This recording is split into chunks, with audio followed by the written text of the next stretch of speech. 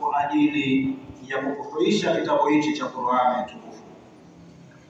Waislamu tunao wanafunzi wa majimbo yote manne hapa kutoka wilaya ya Micheweni, jimbo la Micheweni, jimbo la Wengwi, Tumbe pamoja na Koze.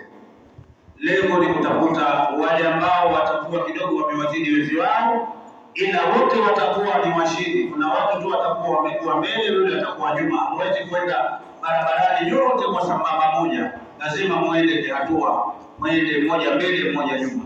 Kwa hiyo inshallah, kwa kuwa tunawatafuta hao biidhnillah, na Mwenyezi Mungu inshallah awajaze kila la kheri watu wetu hapa, wanafunzi wetu, watoto wetu, lakini pia na majaji wetu. Allah awape masikio mazuri ya kuwasikia wanafunzi wanaosoma, ili na wao tunaamini kwamba wako ndani ya uadilifu, na inshallah Mwenyezi Mungu atawaadilisha zaidi.